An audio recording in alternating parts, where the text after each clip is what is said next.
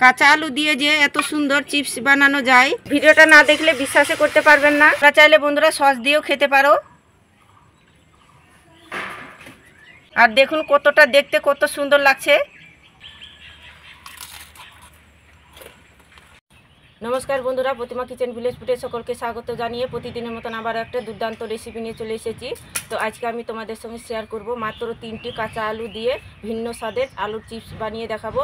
আর বানানো খুবই সহজ বন্ধুরা, হাতে থাকা কয়েকটা উপকরণ দিয়ে জলদি বানিয়ে নেওয়া যায় কম সময়ের মধ্যে। তো কিভাবে বানাচ্ছি ভিডিওটা স্কিপ না করে পুরো ভিডিওটা দেখবেন। আশা করি আজকের রেসিপিটা তোমাদেরকে খুবই ভালো লাগবে। আর ভালো লাগলে লাইক কমেন্ট শেয়ার করবেন। আর চ্যানেলে নতুন হয়ে থাকলে চ্যানেলটাকে সাবস্ক্রাইব করবেন। আর যারা ফেসবুক পেজটাকে দেখছেন তারা অবশ্যই আমাকে ফলো করে আমার পাশে থাকবেন। তো আমি নিয়ে নিয়েছি 3টে কাঁচা আলু। তো বন্ধুরা আমি 3টে কাঁচা আলু নিয়ে নিয়েছি। একটু বড় সাইজের আলুটা নিয়েছি আমি, লম্বা সাইজ দেখে। তোমরা চাইলে আলুটা কম বেশি করে নিতে পারো। তো প্রথমে আমি আলুটাকে খোসাটা ছাড়িয়ে নেব।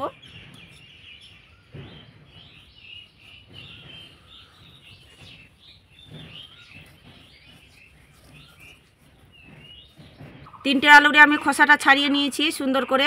তো এখন আমি আলুটাকে চাকা চাকা করে কেটে নেব। একদম পাতলা করে কেটে নিতে হবে, যতটা পারা যায় বন্ধুরা সেভাবে পাতলা করে কেটে নিতে হবে। তবে আমি হাসুয়া দিয়ে কাটছি, তোমরা চাইলে কিন্তু গ্রেটারে গ্রেট করে নিতে পারো আলুটাকে।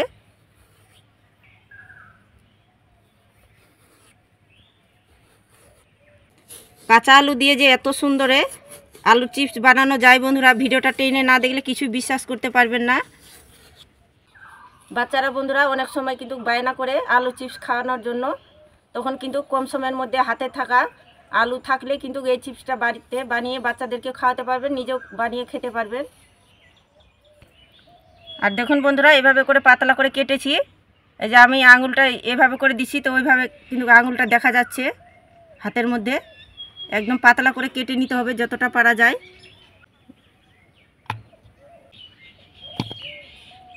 সবগুলোই আলু আমি কেটে নিয়েছি। এখন আমি জল দিয়ে দিব এর মধ্যে। দেখো আমি কিছুটা পরিমাণে জল দিয়ে দিয়েছি। এখন দিয়ে দেবো আমি হাফ চামচের মতো লবণ দিয়ে আলুটাকে এভাবে করে ডুবিয়ে রাখবো 5 মিনিটের মতো। তাহলে অনেকটা কিন্তু আলুটা নরম হয়ে যাবে। 5 মিনিট হয়ে গেছে, লবণ জলে রাখিয়েছি আলুটা। আর কি করে বুঝবেন বন্ধুরা কি আলুটা নরম হয়েছে?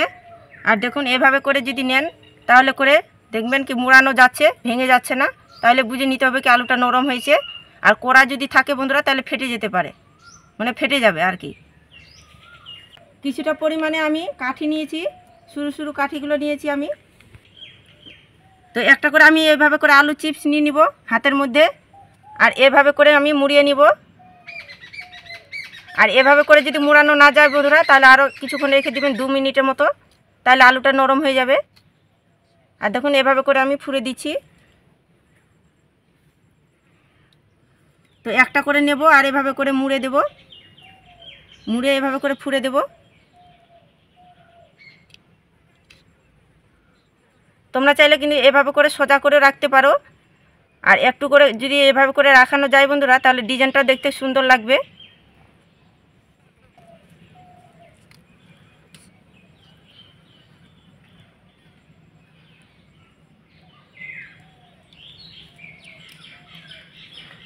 আর বানানো তো একেবারে সহজ বন্ধুরা। হাতের কাছে যদি আলু থাকে বন্ধুরা তাহলে কিন্তু খুব সহজে বানিয়ে নিতে পারবেন। আর দেখুন বন্ধুরা কত সুন্দর লাগছে ডিজাইনটা দেখতে, আর কত বানানো সহজ। তো প্লেটের মধ্যে আমি রেখে দেব। আর দেখুন কতটা ডিজাইনটা সুন্দর লাগছে।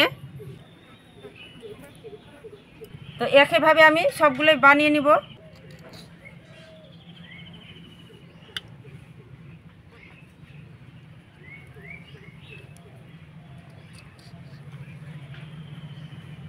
সবগুলো আমি একইভাবে বানিয়ে নিয়েছি। আর দেখুন বন্ধুরা কত সুন্দর ডিজাইনগুলো লাগছে দেখতে। এ কাঠির মধ্যে আমি 8টা চিপস কাঠির মধ্যে ভরে নিয়েছি। তোমরা চাইলে কম বেশি করে নিতে পারো, কাঠির মধ্যে ভরে নিতে পারো নিজেদের পছন্দ মতো করে। ছোট বাটি সাইজে আমি 1 বাটি ময়দা নিয়ে নিয়েছি। আর যে বাটি মেপে আমি ময়দা নিয়েছি সে বাটি মেপে আমি হাফ বাটি নিয়েছি কর্নফ্লাওয়ার। আর হাতের কাছে কর্নফ্লাওয়ার না থাকলে এখানে চালের আটা দিয়ে দিবেন, তাহলে কিন্তু দেখবেন কি মুচমুচে হয়ে যাবে। আর দিয়ে দেবো আমি স্বাদ মতো লবণ, যেহেতু আলুতে লবণ দেওয়ানো আছে তাই আমি একটুখানি দিলাম স্বাদ মতো করে। তো হাফ চামচ নিয়ে নিয়েছি আমি গরম মশলার গুঁড়ো, আর হাফ চামচ নিয়েছি লাল লঙ্কার গুঁড়ো। এবার আমি পরিমাণ মতন জল দিয়ে একটা ব্যাটার তৈরি করে নেব।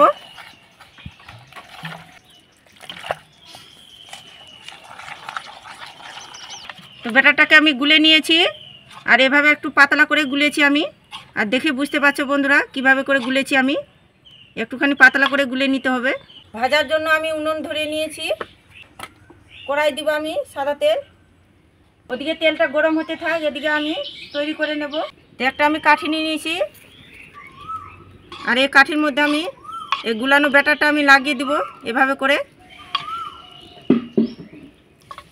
খুব সুন্দর করে এভাবে করে লাগিয়ে দিতে হবে। আর খেতে যে মুচমুচে এত সুন্দর হয় বন্ধুরা, বাড়িতে না খেলে বুঝতে পারবেন না। আর দেখুন এভাবে করে খুব সুন্দর করে ব্যাটারটা আমি লাগিয়ে নিয়েছি। তো ব্যাটারটাকে আমি সুন্দর করে এভাবে করে লাগিয়ে নিয়েছি। এদিকে আমার তেলটা গরম হয়ে গেছে, এখন আমি তেলের মধ্যে ছেড়ে দেব। আর ভাজার সময় বন্ধুরা একটুখানি তেল বেশি করে দিবেন, তাহলে ভাজার সুবিধা হবে।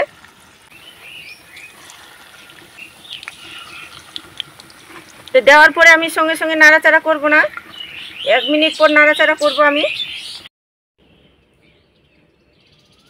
1 মিনিট পরে আমি পাল্টিয়ে দিব। কালারটা দেখুন বন্ধুরা অনেকটা কিন্তু চেঞ্জ হয়ে গেছে আগের তুলনায়। আর দেওয়ার সঙ্গে সঙ্গে নাড়াচাড়া করবেন না, নাহলে ভেঙে যেতে পারে। তো এভাবে কাঠি দিয়ে যদি উড়ানো যায় বন্ধুরা তাহলে খুবই সুবিধা হবে, হাত দিয়ে এভাবে করে। তো আলুর চিপগুলোকে আমি ধীরে আঁচে সময় করে মুচমুচে করে ভেজে নেব, তবে কিন্তু মুচমুচে লাগবে, খেতে খাস্তা লাগবে।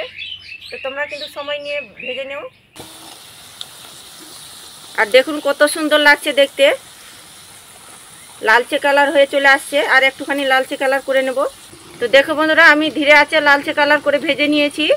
তো হয়ে গেছে, এখন আমি তুলে নেব। আর দেখুন কতটা সুন্দর লাগছে দেখতে, একেবারে মুচমুচে লাগছে দেখতে। সবগুলো আমি কাঁচা আলু চিপসগুলোকে ভেজে নিয়েছি। তোমরা চাইলে বন্ধুরা এভাবে করে ভেজে চা কফির সঙ্গে খেতে পারো, সসের সঙ্গে খেতে খুব সুন্দর লাগে। আর বাচ্চাদেরকে যদি বানিয়ে খাওয়াও বন্ধুরা, তাহলে বাচ্চারা কিন্তু খুবই খুশি হয়ে মজা করে খাবে। আর একটা তোমাদেরকে ভেঙে দেখাই বন্ধুরা কতটা মুচমুচে হয়েছে। আর দেখুন হাতে দিলে কিন্তু গুঁড়ো হয়ে যাচ্ছে, এতটাই মুচমুচে খাস্তা হয়েছে। তোমরা চাইলে বন্ধুরা সস দিয়েও খেতে পারো।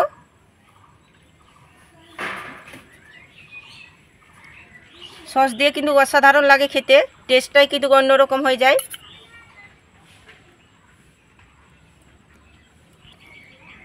আর দেখুন কতটা দেখতে কত সুন্দর লাগছে।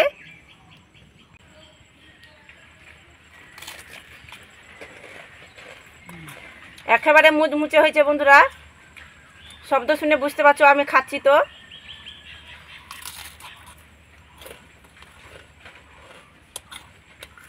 অসাধারণ স্বাদের হয়েছে। তো এভাবে করে অবশ্যই বাড়িতে বানিয়ে খেয়ে দেখবেন বন্ধুরা, আর খেয়ে কেমন লাগলো কমেন্ট করে বলবেন।